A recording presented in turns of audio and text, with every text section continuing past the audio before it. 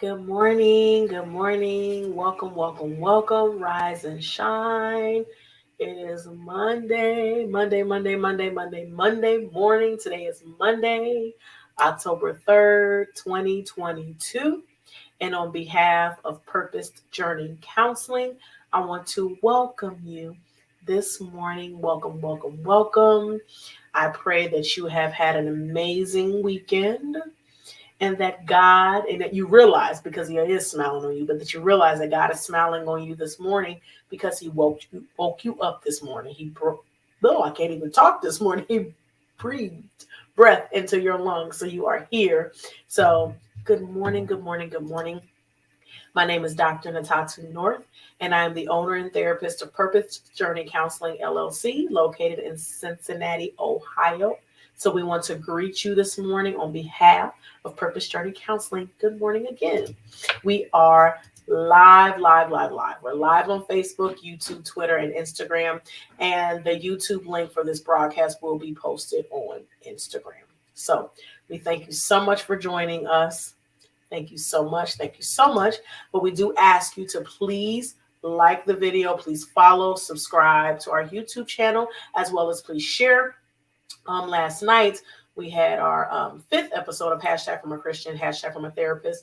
And I explained why we asked you to subscribe to YouTube, but it's so that it helps with analytics and for these videos to be more visible, for them to be easier to find. When people are searching for different things, it pops up a lot faster, actually. So please, even if you never watch us on YouTube, that's okay. But if you could just subscribe to Purpose Journey Counseling's YouTube channel, it would be greatly appreciated. Also, please share and interact and engage in the comments section per usual. We appreciate that, even if it's just a good morning. We appreciate that, just to know you're out there, and just so that we can dialogue even over the social media airwaves. So it is Monday, so we are here for our Monday mood and motivation. This Monday morning, it is a new month. It's a new month, the first Monday of the month. So we are grateful. And the mood that has just been resonating in my spirit, probably for the last week, maybe not, if not longer, at least the last week, is grace. The mood is grace. Grace. That is such a big 5-letter word. Grace. So the mood is grace. And our motivation, going to the word, comes from 2 Corinthians chapter 12, verse 9. 2 Corinthians in the New Testament, chapter 12, verse 9 in the New Living Translation. And it reads, each time he said, my grace is all you need. My power works best in weakness. So now I am glad to boast about my weaknesses so that the power of Christ can work through me. I'll say it again.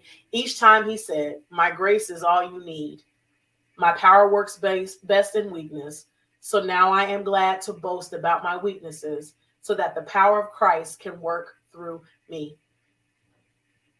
It's my grace is all you need. We all need grace. All of us. Because no one is perfect. My bishop has said before that guilty people appreciate grace.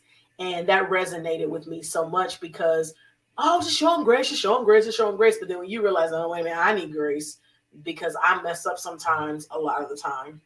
I don't always do things the way that I'm supposed to. I'm not always, I don't dot every I and cross every T. I need grace as well. So we all need grace. And that's whether we're extending grace to other people or even to ourselves, because sometimes we don't show ourselves grace. We have an unrealistic expectation sometimes of ourselves to be perfect. Or that we're supposed to do this right, or maybe we started this diet and we didn't do it, the amount of time we were supposed to, we didn't stick to it. So now we're angry with ourselves, and now we're being very impatient or hard on ourselves for not doing the things that we maybe had set out to do initially. But we all need grace. We all need grace. All of us, every last one of us needs grace. So we should be grateful for grace. God gives so much grace. We could never do anything to deserve the grace that God gives us. We can never deserve it, but he gives it to us because he knows that we need it. And in that, it says, my grace is all you need, and his power works best in weakness. So even when we're weak, that's when Christ is really working. And that's just so powerful. It's so awesome because, when we're at our lowest, that's when grace really starts to work. And that's when grace is abounding, because we need grace. Like there's no other way for us to survive without grace. And there's other verses in the Bible about grace, but it also says his grace is sufficient, meaning it's enough. So it's all we need because it's enough. It's enough. That's what we need. It's all we need. Grace, grace, grace, grace. So we need it. We should be grateful for it and appreciate grace and give grace. That sometimes is hard. Again, whether we're giving grace to others or we're showing or giving grace to ourselves, actually not being so hard on the next person because they didn't do something. Maybe they didn't do what they said they were going to do. Maybe they weren't where they said they were going to be. Maybe, they didn't meet up to our expectations or something like that. It could be that. It could be dealing with our children, as we talked about last night. There could be a lot of different situations. But if we think about how much grace you need, just if you're honest with yourself about how much grace you need, then give that much grace plus some to other people. If you think about it from that perspective, if you need about, let's just say as a rough number, that you need about, if we put it in pounds, 70 pounds of grace. Let's just say it, just for the purposes of understanding. If you need 70 pounds of grace, I would even say give somebody 140. Why? Because you just doubled it. Double the grace. Because if we could learn to be more graceful, to actually extend that to other people, then we probably have better relationships with others as well.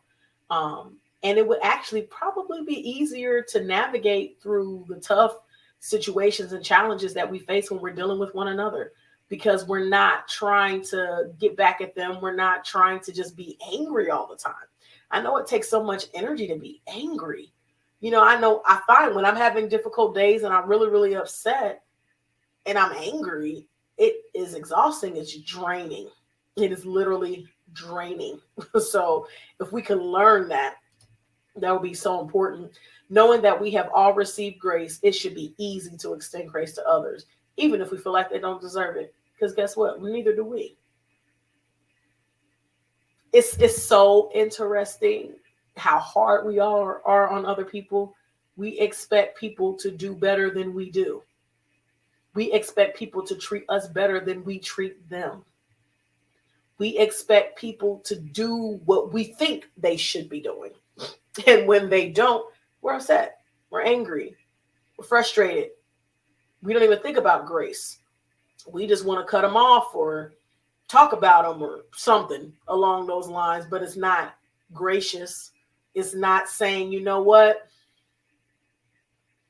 I'm going to just go ahead and give you some grace in this situation. Like, yeah, you were supposed to do this for me and you didn't.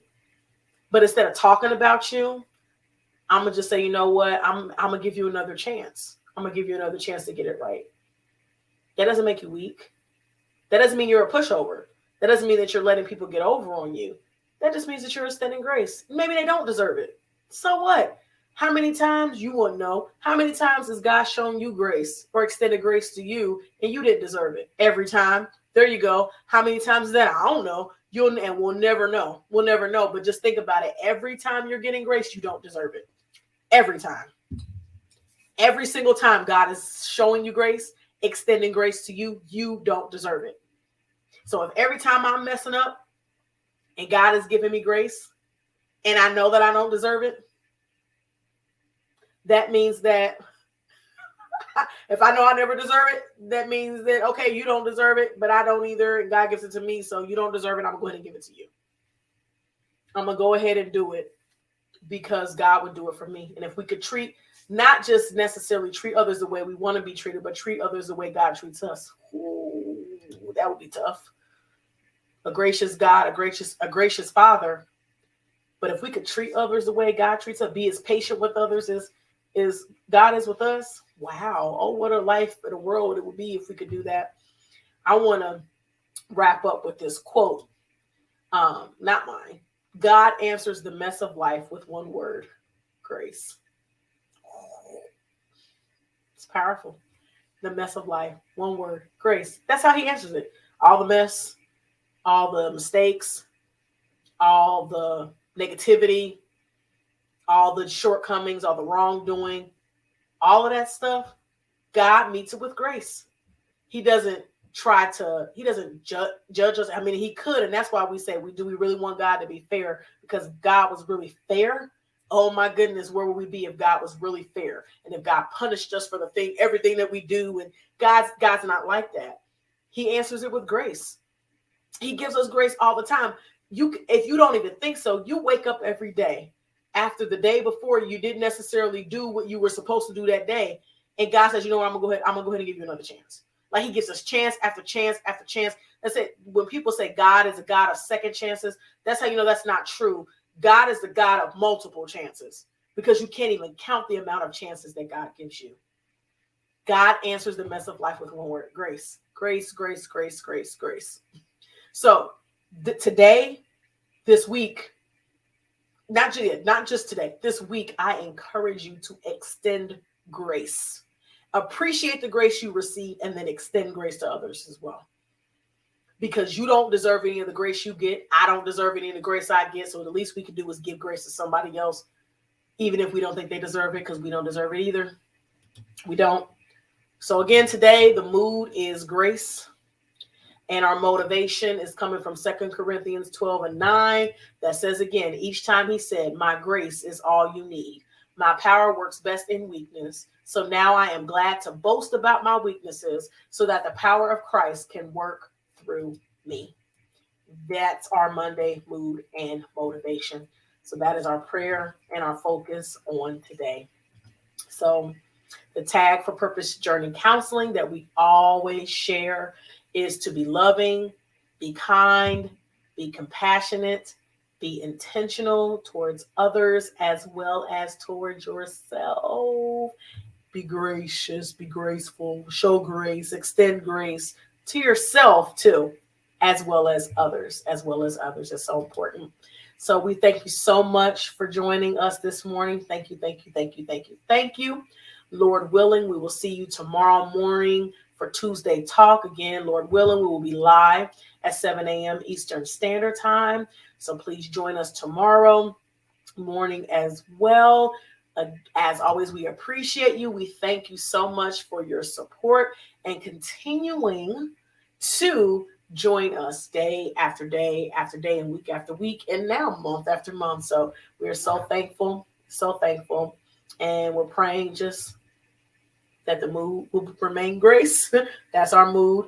And let's stay in 2 Corinthians chapter 12, verse 9. Any translation you want to read it out of, so that we understand the importance of grace. So have a marvelous, magnificent, miraculous Monday, and blessings and love.